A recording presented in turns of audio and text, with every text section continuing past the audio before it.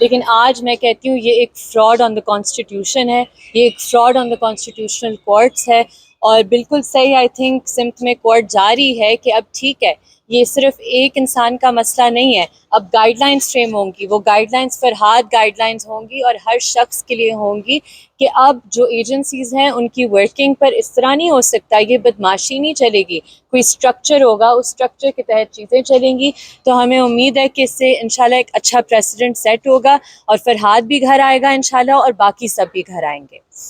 وزارت دفاع اس معاملے میں ابھی تک کوآپریٹ کرتی نظر نہیں آ رہی، اس سلسلے میں کیا کہیں گی؟ اور سیکرٹری دفاع جو ہیں،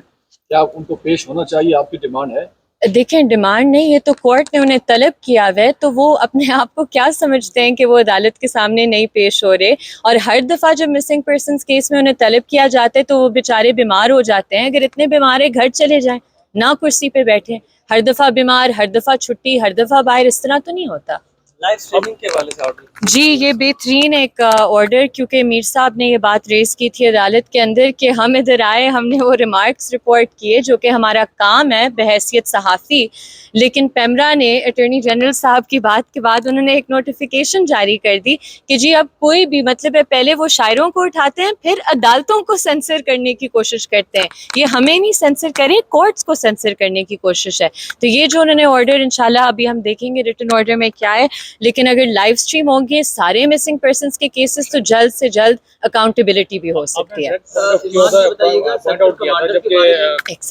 اٹارنی جنرل بھی پیش ہوئے ہیں، جس طرح سے پولیس اہلکاران پیش ہو رہے ہیں، وہ تو ابھی تک مان ہی نہیں رہے کہ نہ تو ان کے پاس ہیں نہ پولیس کے پاس ہیں۔ اقرار جرم ہو گیا ہے، جس دن اٹارنی جنرل صاحب آ کر کہتے ہیں کہ ریلیز ہو جائے گا اتنے دنوں میں، اقرار جرم اس وقت ہو گیا، اب اس بات سے پیچھے نہیں ہٹ سکتا کوئی بھی، اور جو انہوں نے ایفیڈیوٹ جمع کرائے ہیں کہ ہمارے پاس نہیں ہے، پھر دیکھیں گے،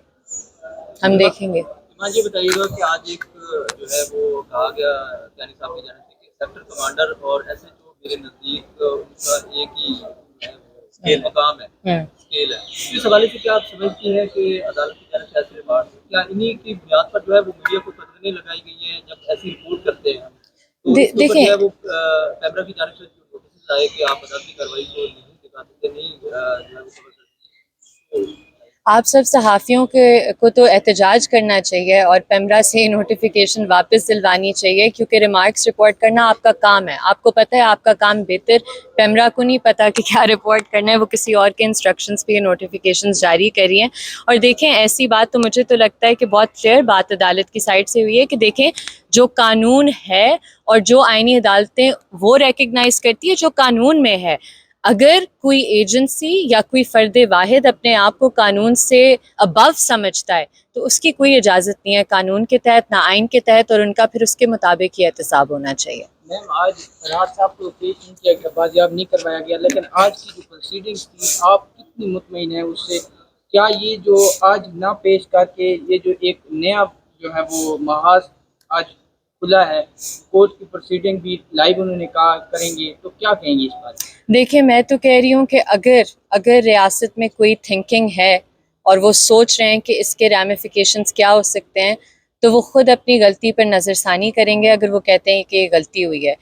دیکھیں بات جبری گمشدگیوں کی جو ہے، جو کہتے ہیں کہ جی ہمیں آگے چلنا ہے، آپ آگے دیکھ لیں دنیا میں کس طرح چلتے ہیں، جب ٹروتھ اینڈ ریکنسیلیشن کی بات ہوتی ہے یا پہلے کنڈیشن ہوتا ہے کہ ٹروتھ بتائیں، اگر آپ ڈینائل کے سٹیٹ میں ہیں تو پھر تو اس طرح نہیں چیزیں چل سکتی نا، کوئی سسٹم ہے، کوئی نظام ہے، اور عدالتوں نے، آئینی عدالتوں نے اپنا کام کرنا ہے جو کہ بہت اچھے طریقے سے وہ جانتی ہیں اور کر رہی ہیں۔ کیا اس کیس کی ججمنٹ جو بلوچ لاپتہ مسنگ پرسنز ہیں ان سے بھی ریلیٹ کریں گے؟ جی سب مسنگ پرسن سے ریلیٹ ہوگی، یہ بات آج واضح طور پر عدالت پہ کی ہوئی ہے کہ کنسسٹنسی ہونی چاہیے ججمنٹس میں،